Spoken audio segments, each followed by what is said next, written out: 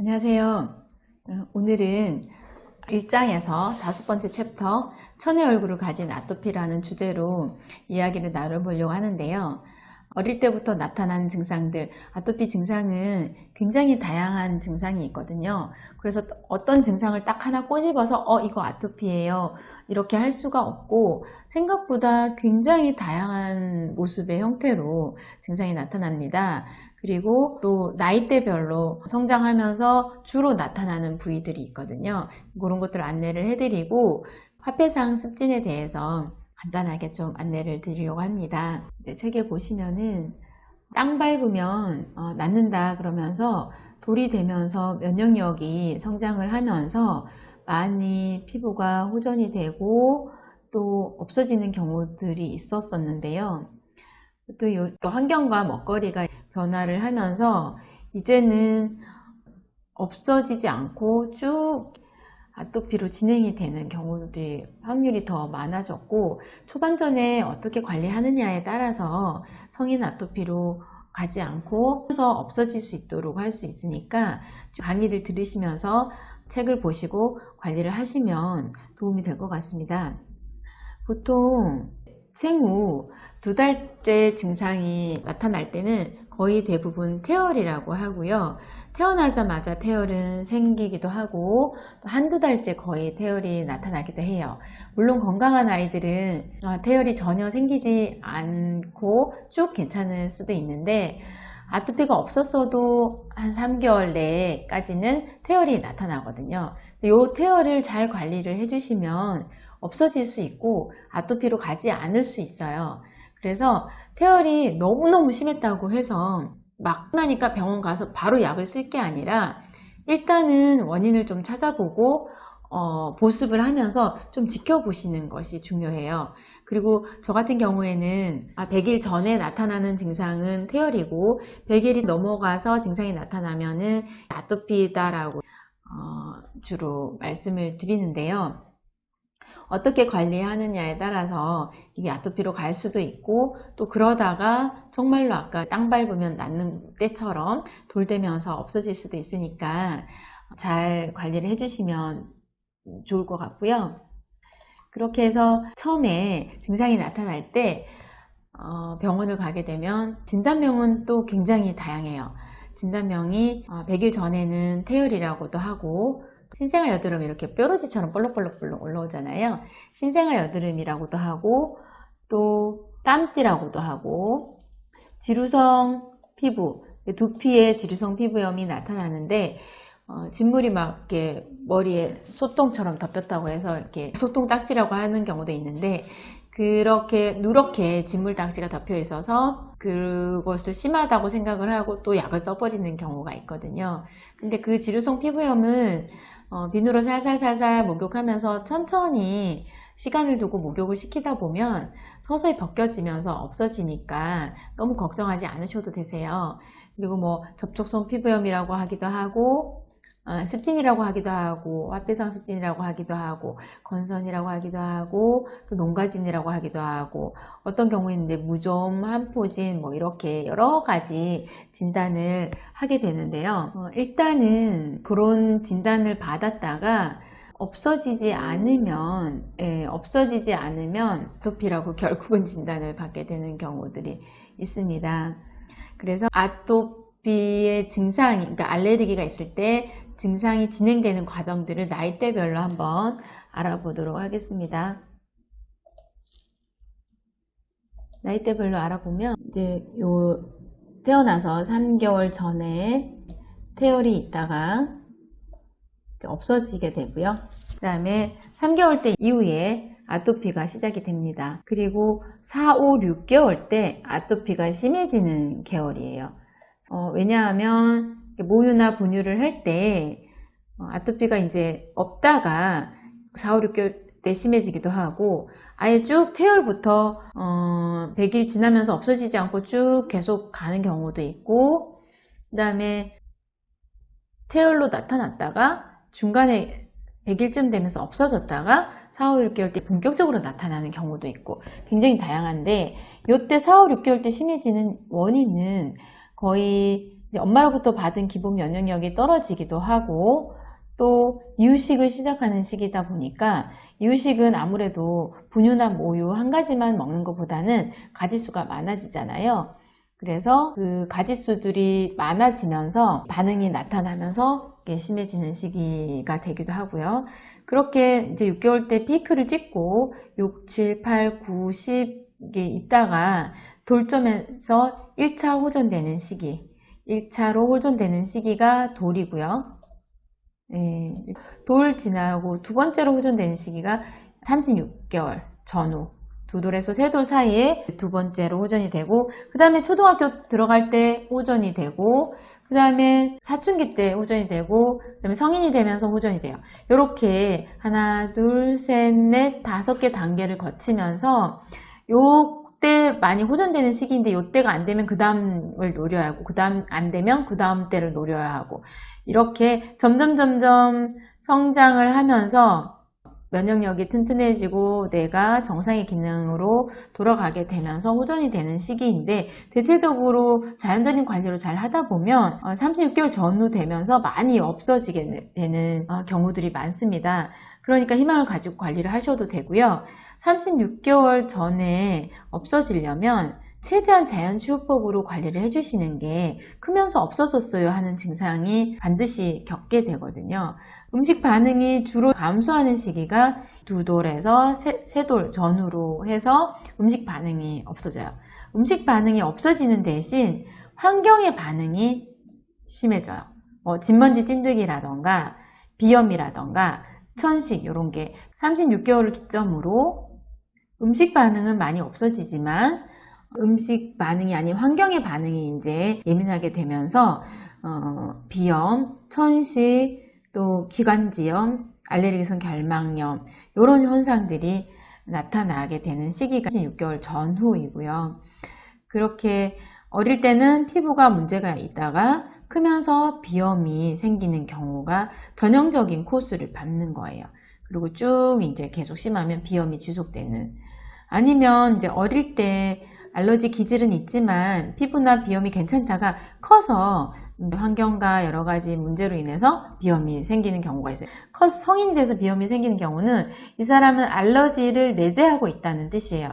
그래서 그분이 이 세를 낳았을 때 아토피나 알러지 증상이 나타나는 경우들이 있거든요. 유전적인 부분을 많이 차지하고요. 그리고 요 6개월에서 돌 사이에 면역력이 약하니까 감기를 자주 걸리면서 감기가 심해지면 모세기관지염이 생기고 천식 이런 게 생기고, 모세기관지염뿐만 아니라 폐렴, 기관지염 이런 것들이 생기고요.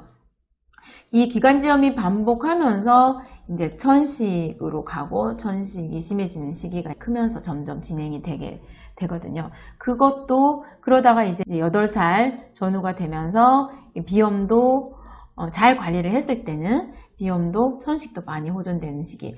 그래서 웬만하면은 8세 때, 그러니까 초등학교 들어가기 전후가 되면은 많이 없어지고 호전되는 시기가 되세요. 그런데 이 중요한 시기에 근본적인 원인을 해결하지 않고 식생활 습관을 개선하지 않고 약으로만 관리를 했다면은 호전되는 시기에 호전되지 못하고 성인 아토피로 쭉 가게 되는 현상이 나타나세요. 그래서 도표를 잘 보시고 참고하셔서 아토피 관리에 중점을 두시는 게 좋을 것 같고요. 그리고 어릴 때 없었다가도 성인이 돼서 갑자기 또 아토피가 생기는 경우도 있거든요.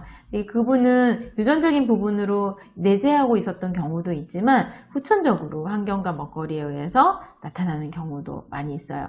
그래서 부모 때나 위 때에 아무도 아토피가 없는데 내가 갑자기 아토피가 나타났다. 그거는 요즘 그야말로 환경과 먹거리로 인해서 내가 몸이 변형이 일어난 거죠. 그래서 비정상적인 반응들이 나타나면서 알러지나 비염이 나타나게 되는 경우. 그러니까 결론은 유전적인 부분도 있을 수가 있고 타고난 그런 게 있을 수가 있고 후천적으로도 나타날 수가 있다는 거죠. 그래서 그 증상들을 봤을 때 보통 증상은 주로 이제 6개월 내에는 아기들은 증상이 거의 얼굴부터 많이 시작돼요. 얼굴부터.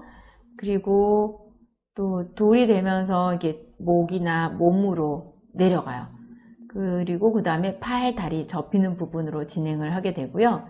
이제 3, 4살이 되면 팔, 다리 접히는 부위하고 목하고 사타구니, 기저귀 발진 부위, 엉덩이 팬티 라인 쪽 이런 쪽으로 증상이 많이 나타나면서 두꺼워지게 되고요. 일반적으로는 그렇지만 또 전혀 그 사람의 특성에 따라서 좀 다르기도 할 수 있지만 일반적으로 그렇게 많이 나타나고요. 성인은 눈이나 얼굴, 접히는 부위, 손발 이런 쪽이 심해지는 경향이 있고요. 얼굴은 특히 이제 보여지는 부위다 보니까 약을 쓰면서 계속 가라앉히다가 자꾸자꾸 심해지는 경우들이 많아요.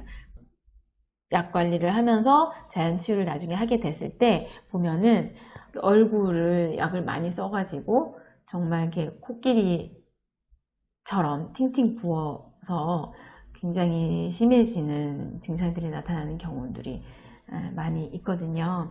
그런 것들 참고하시면 좋을 것 같고, 아토피의 증상은 아까도 얘기했지만 굉장히 모양이 다양해요. 이렇게 동글 아니면 길게 타원형으로 이게 좀 띠를 띠면서 이렇게 동글동글한 모양의 증상이 나타나기도 하고, 여드름처럼 아까 아니면 뾰루지, 독소처럼 이렇게 볼록볼록 이렇게 그 안에 농이 차 있거나 아니면 그냥 빨갛게 발진이 오돌도돌하게 하나씩 점점점점 나타났다가 그게 모여서 크게 붉은 발진을 형성하기도 하고요.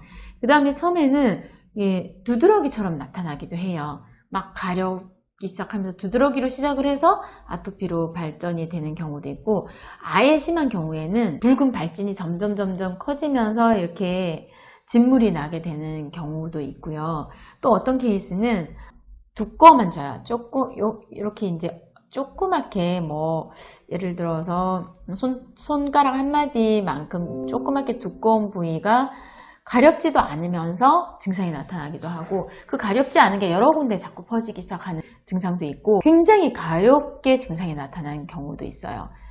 빨갛게 시작을 해서 가려우면서 범위가 그 빨간 부위가 이렇게 많이 넓어지는 증상들도 있고요.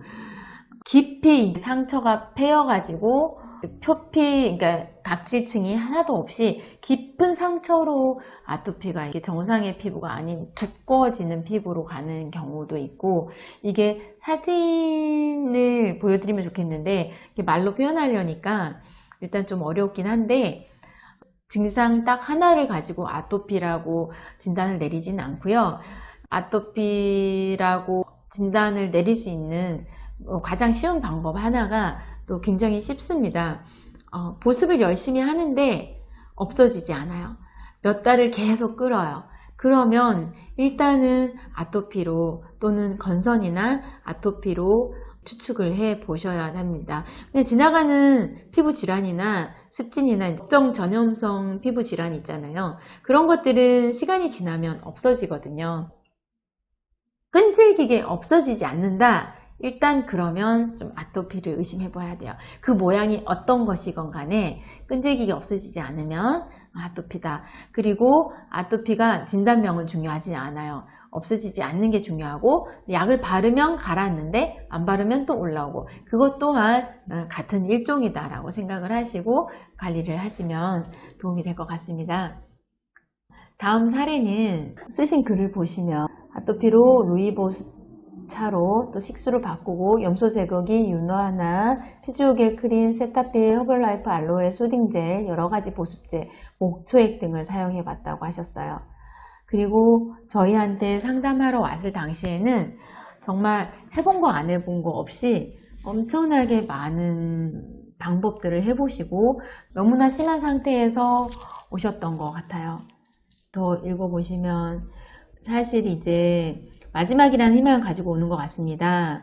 아직도 확신은 없습니다. 우리 아들에게 안 맞으면 어떡하나 라는 걱정도 앞섭니다. 그저 좋다는 내용의 글만 쓰지 않으려 합니다. 아직도 의심나는 부분 많고 정말 좋을까라는 생각을 떨치지 못하겠습니다. 그래도 다른 방법이 없으니까 이 방법을 당분간 말씀하신 방법에 의거해서 꾸준히 사용해 보려고 합니다. 나중에 이 방법이 정말 좋았다라는 내용의 글을 쓸 수 있기를 희망합니다. 이렇게 쓰시고 보면은 13일째 글 올려주셨어요. 13일째 보면 이게 이제 호전된 사진이에요. 13일째 호전된 사진인데 심했을 때 사진이 이래요. 이렇게 심했는데 오늘 아침 사진입니다. 시작한 지 14일째 되는 날이에요. 몸은 아직 많이 남았지만 어젯밤부터 얼굴이 옛날 살들이 올라오는 게 느껴졌습니다. 기분 좋은 아침이네요. 시작한 첫날 찍은 사진이네요. 정말 많이 좋아졌죠? 라고 올려주셨고요. 이제 최종 70일째 이제 올려주셨어요. 비교 사진을 올려주셨거든요. 이렇게 70일째 사진, 얼굴이 너무너무 예뻐졌죠. 근데 요거는 심했을 때 사진이에요. 맨 처음 시작할 때 3월 7일경 사진이에요. 위에는 5월 15일, 요즘에는 아무도 아토피인지 몰라요. 이분이 처음에 한의원이나 이렇게 병원을 다닐 때 화폐상 습진을 진단을 받으셨어요. 그래서 화폐상 습진 진단을 받았지만 사실은 그거는 아니었던 거죠. 그건 아니었고 뭘 해도 안 되던 방법들이 저희 이제 자연치유법 집에서 하는 관리 방법을 하면서 아이가 빠르게 호전되는 결과를 낳게 됐고요. 좀 아까 시작할 때만 해도 의심을 가지고 하셨던 분이 굉장히 이제 애프터 비포 사례를 적어주시면서 이렇게 이때는 정말 심했죠. 피는 나오지 않았지만 많이 힘들어 했었죠. 5월 15일 깨끗한 배입니다. 부분 조금 남아 있는데 한 개도 없을 때도 있어요 라고 글을 올려주셨고요. 예전에 굉장히 심했던 사진 보면은 전신 아토피라고 하면 다들 믿지 않죠. 예전 사진 보여주면 다들 놀래요. 이렇게 바빠서 소식은 못 전했지만 감사하다는 말씀 전하셨고 친정엄마는 이제 홍보대사가 되셨다고 그리고 감사하다는 말씀을 주셨어요. 제가 이 아이를 사례로 넣었던 이유는 제 기억 속에 굉장히 오래 강렬하게 남아 있었어요. 저렇게 전신이 심했던 아이가 최종 마지막 사례예요. 마지막 보면은 이렇게 올려주셨어요. 처음엔 반신반의했지만 아토피 완전 정복 카페를 만나서 얼마나 다행이고 행운인지 몰라요. 요즘엔 피부 좋다는 소리 듣습니다. 그런데 이 아이 같은 경우는 굉장히 운이 좋아서 운이 좋다기보다는 이 아이 같은 경우는 굉장히 빨리 호전이 된 케이스예요. 이렇게 아토피가 만만치만은 않아요. 호락호락하지 않고 안정법이니까 13일 만에 저런 변화가 일어나고 또 70일 만에 저런 변화가 일어나고 실질적으로 더 오래 걸리는 아이들도 있어요. 그런데 이전에 어떻게 관리를 했냐에 따라서 내가 호전되는 기간이 달라지거든요. 이전에 자연치유로 관리를 그래도 하려고 노력을 했다거나 최대한 약을 안 쓰려고 노력했다거나 그러면은 훨씬 같은 조건에서는 우리 완정을 했을 때 좀 빨라지는 막 관리를 제대로 안 했던 분들보다는 좀 더 빠른 결과가 나타났고 이 태훈이랑 아이도 정말 오랜 시간 동안 뭘 해도 안 됐던 것이 안정으로 호전이 됐고 그 이후에 소개로 굉장히 많은 분들을 또 보내주셨었어요. 그리고 병원에서는 아토피가 아니라 화폐상 습진이라고 하면서 이제 치료를 많이 한의원에서도 하고 했었는데 저는 이런 증상도 아토피라고 볼 수가 있고 아토피 사실은 뭐 아토피다 화폐상 습진이다 라는 게 중요하진 않고 이것이 호전이 되냐 되지 않냐가 이제 중요한 것 같습니다. 그래서 이런 사례가 있었어요. 우리가 이제 여기서 마무리를 하자면 중요한 것은 아토피는 굉장히 증상이 다양하고 또 나이대별로 나타나는 증상도 다르고요.